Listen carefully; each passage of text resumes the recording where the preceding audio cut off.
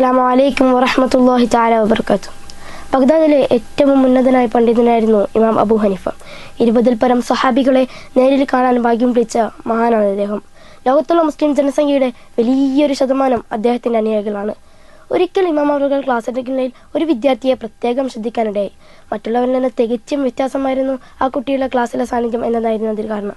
മാത്രമല്ല, അവൻ വളരെ ബുദ്ധിശാലിയും തന്നെ സമയത്തെ കൃത്യമായി ഉപയോഗപ്പെടുത്തുന്നതിൽ അവൻ ശ്രദ്ധാലുവുമായിരുന്നു. എല്ലാത്തിനുമുപരി അവൻ പഠിച്ചതനുസരിച്ച് പ്രവർത്തിക്കുന്നതായിരുന്നു എന്നതാണ് ഇമാമിനെ ഏറെ ആകർഷിച്ചത്. ഇസ്ലാമിക ലോകം പിന്നീട് അബു യൂസഫ് അബി ഹനീഫ എന്ന് വിശേഷിപ്പിച്ച അബു യൂസഫ് ആയിരുന്നു ഇമാം അബൂ ഹനീഫയുടെ പ്രിയപ്പെട്ട വിദ്യാർത്ഥി. പക്ഷേ ഇമാം വിചാരിച്ചതുപോലെ ആയിരുന്നില്ല അബു യൂസഫിന്റെ കുടുംബ സാഹചര്യം. തന്റെ പിതാവ് മകനെ പഠിപ്പിക്കുന്നതിൽ ഒട്ടും താല്പര്യമായിരുന്നില്ല. മറിച്ച് മകനെ കൊണ്ട് കച്ചവടം ചെയ്യിപ്പിക്കാനായിരുന്നു പിതാവിന്റെ താല്പര്യം. പഠന ക്ലാസ്സുകളിൽ പോയി സമയം ചെലവഴിക്കുന്നതിന് പകരം തനിക്കൊരു സഹായമായി കച്ചവടത്തിൽ നിൽക്കണം നല്ലതെന്നായിരുന്നു പിതാവ് കരുതിയിരുന്നത്. ഇക്കാരണത്താൽ തന്നെ പിതാവ് മകനെ സമ്പാദിക്കാൻ വേണ്ടി എല്ലാ ദിവസവും മാർക്കറ്റിലേക്ക് അയക്കുമായിരുന്നു. പക്ഷേ കയ്യിൽ കാശൊന്നുമില്ലാതെയാണ് ഇമാം അബു യൂസഫ് മടങ്ങി വരാറുള്ളത്. ഇതിങ്ങനെ തുടർന്നു പോയപ്പോൾ ഇതിന്റെ സത്യാവസ്ഥ കണ്ടെത്താൻ പിതാവ് തീരുമാനിച്ചു. അവസാനം അദ്ദേഹം കണ്ടെത്തി അബു യൂസഫ് മാർക്കറ്റിലേക്ക് പോകുന്നതിന് പകരം ഇമാം അബൂ ഹനീഫയുടെ അടുത്തേക്ക് പഠനത്തിനായാണ് പോകുന്നതെന്ന്. ഇതറിഞ്ഞപ്പോൾ അദ്ദേഹം രോഷാകുലനായി.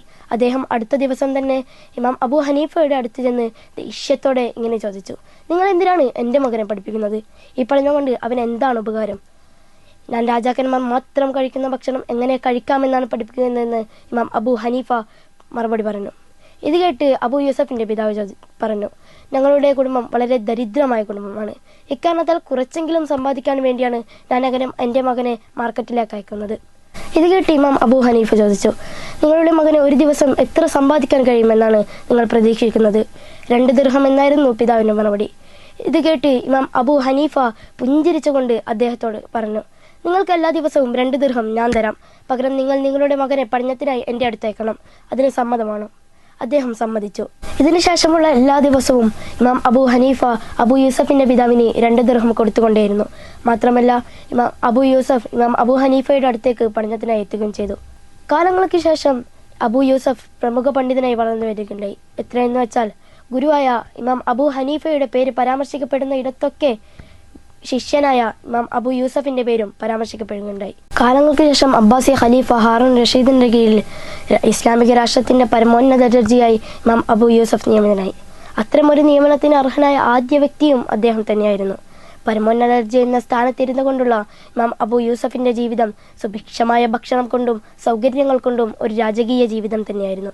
ഞാൻ അബു യൂസഫിനെ രാജാക്കന്മാർ മാത്രം കഴിക്കുന്ന ഭക്ഷണം എങ്ങനെ കഴിക്കാമെന്നാണ് പഠിപ്പിക്കുന്നതെന്ന ഇമാം അബൂ ഹനീഫയുടെ പ്രസ്താവനത്തെ അന്വർത്ഥമാക്കുന്നതായിരുന്നു ഇമാം അബു യൂസഫിന്റെ ജീവിതത്തിലെ പിന്നീടുള്ള സൗഭാഗ്യങ്ങൾ. നാഥൻ തുണക്കുമാറാകട്ടെ. ആമീൻ. അസ്സലാമു അലൈക്കും വറഹ്മത്തുള്ളാഹി വബറകാതുഹു.